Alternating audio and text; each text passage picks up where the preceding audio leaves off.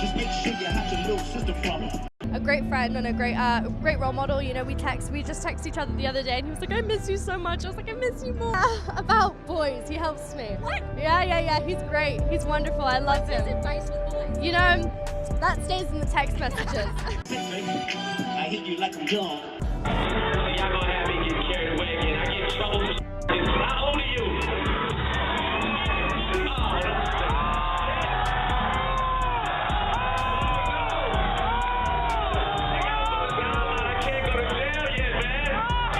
Certified, number point certified. Trying to strike a chord and it's probably a minor. Drake just did something that has everybody talking. He left. Not just a quick getaway, not some casual vacation. He vanished. Sources close to him are saying he boarded his private jet and took off for a remote island, somewhere far from the cameras, far from the noise, and let's be real, far from the absolute chaos that erupted after the Super Bowl halftime show. And if you saw what happened during Kendrick Lamar's performance, then you already know why. Super Bowl 2025 was supposed to be about football. Instead, it turned into a cultural moment that shook the industry to its core. The second Kendrick took the stage, you could feel it. This was personal. Then came Not Like Us. Kendrick didn't just perform the song, he weaponized it. This wasn't some subtle jab or a clever little diss hidden between lines. It was a full-on public takedown. And it was happening in real time on one of the biggest stages in the world. Kendrick's delivery was explosive, his energy undeniable, and the message crystal clear. It wasn't just about winning a rap battle, it was about exposing Drake in front of millions. With each verse, Kendrick dug deeper into the most controversial accusations tied to Drake's past. Allegations that for years had been whispered about but never fully addressed until now. And people lost it. Within minutes, social media erupted. Fans, insiders, the media, everybody was talking. Debates broke out instantly. People were dissecting every lyric, every moment, trying to process what they had just witnessed. And then Drake was gone. According to reports, he left the country right after the Super Bowl, boarding his jet and heading straight to an exclusive island retreat known for keeping high-profile guests away from public scrutiny. Coincidence? Not a chance. This wasn't a vacation. It was a calculated move, a way to escape the firestorm that Kendrick just unleashed on him in front of the whole world. But let's be real, running from the spotlight doesn't mean the conversation stops. If anything, it's only getting louder. And the biggest question now, what happens next? Because this wasn't just about a rap beat. This was about accountability, power, and the cost of silence. And from the way things are looking, Drake just found himself in a battle he might not be able to escape. But hold up, this is only the beginning. Kendrick's performance was just the spark that set this thing off. But what's about to come next? That's where things get real. Because if you think the halftime show was bad, wait until you hear what's being said about why Kendrick went this hard in the first place. Drake's sudden retreat to a secluded, ultra-exclusive island isn't just a vacation. It's starting to look like a strategic escape. These islands are known for offering privacy beyond what even the richest celebrities can usually buy. A place where high-profile figures can disappear when the world gets too loud. And in Drake's case, the world is deafening right now. According to insiders, this wasn't just about getting away. This was about damage control. A place to regroup, to think, maybe even to figure out how to spin this situation before it spirals completely out of control. Because let's be real, this isn't just another rap battle anymore. Ever since Kendrick Lamar's explosive halftime performance, the entire conversation has shifted. This isn't just music. This is a moment. Kendrick didn't just perform. He turned that stage into a courtroom, calling out Drake in a way that felt less like a diss track and more like a full-scale public reckoning. And people are paying attention. Across social media, in news articles, and on discussion panels, one question keeps coming up. What does accountability really look like for the most powerful figures in entertainment? Because Kendrick wasn't just rapping, he was making a statement. He put a spotlight on the accusations that have followed Drake for years, things that people talked about in whispers, but never really confronted head on. And now, it's out there in the open in front of the world. And the response? Loud, divided, unavoidable. Some are saying Kendrick took it too far, that using the Super Bowl halftime show, one of the biggest platforms in entertainment, to air out industry grievances was crossing the line. Others? They're saying it's about time. That in a world where celebrities are protected by their influence and connections, it takes an artist like Kendrick to say what everyone else is too afraid to.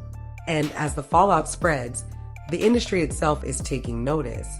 Music insiders, cultural critics, even other celebrities are weighing in. They're dissecting Kendrick's performance, Drake's silence, and what this means for the future of public accountability. Because this feels different. For years, scandals would surface, conversations would happen, and then they would disappear. But now, the internet doesn't forget. And when an artist as powerful and respected as Kendrick Lamar makes something this public, people start wondering, is this the moment things actually change? Meanwhile, Drake is nowhere to be seen. His retreat from the public eye is fueling even more speculation. Was this an admission of defeat? A way to wait out the storm? Or is he plotting his next move? Because if history tells us anything, it's that Drake isn't the type to let something like this go unanswered. But this isn't just about what happens next, it's about how this even started. Because let's not forget, Drake and Kendrick's rivalry didn't start here. This has been brewing for years. And if you look back, you'll see the signs, the tension, the subtle shots, the moments that hinted at something much bigger beneath the surface. And now, it's all boiling over. So what exactly pushed this from a quiet rivalry into a full-blown war? Let's get into it. There's more to this battle than just diss tracks and industry politics. According to insiders, this feud between Kendrick Lamar and Drake runs deeper than a war of words. It highlights a fundamental difference in how they handle fame, power, and accountability. Kendrick has built his career on hard-hitting social commentary, never shying away from difficult topics. His music has challenged institutions, confronted systemic issues, and sparked conversations that extend beyond hip-hop. Drake, on the other hand, his approach has always been more introspective, more focused on personal success and relationships, but some say it's also been notably evasive when it comes to addressing his own controversies.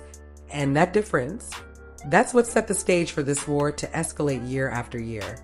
For a long time, their issues played out through subtle lyrical jabs and coded references. But the Super Bowl halftime performance, that was something else. Kendrick didn't just call Drake out, he put him on trial. With lyrics that were direct, cutting, and deeply personal, Kendrick forced the conversation into the open. And for Drake, that left very little room to respond. What was once just a competitive tension between two of the biggest artists in the world had now turned into a full-blown public reckoning. And if that wasn't enough, Drake has even bigger problems on his hands. Because while this high-profile humiliation was unfolding, something else was brewing behind the scenes, a major lawsuit with Universal Music Group. Now here's where things get messy. For a while, Drake and UMG have reportedly been locked in a legal battle over contracts, money, and power plays within the label. And up until now, that fight has been happening quietly, away from the public eye. But now, that might be changing. According to industry sources, UMG could be watching this entire situation unfold with major interest, because if public perception turns against Drake, it could shift the balance in their legal fight. See, lawsuits like these aren't always just about contracts. Reputation matters.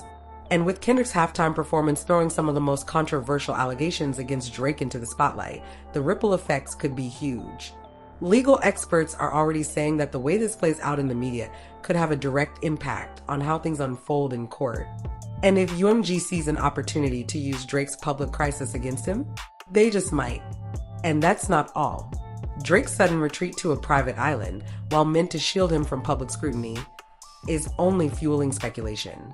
Some say it's about privacy. Others, they're wondering if it's a calculated move to avoid dealing with the backlash head-on. But here's the thing, hiding doesn't stop the conversation. With each new headline, each new discussion, and each new social media debate, this situation is growing bigger than just Drake and Kendrick. This is about what happens when an artist's past catches up with them. It's about whether the industry is finally shifting toward holding its biggest stars accountable. And it's about whether moments like this actually change things, or if they just become another headline that fades away. So what do you think? Are we watching a turning point in the music industry, where accountability is finally being taken seriously? Or is this just another high-profile feud that will blow over once the next big controversy hits? Drop your thoughts in the comments. We want to hear from you. And if you're following this wild story as closely as we are, make sure to like and subscribe because trust us, this is far from over.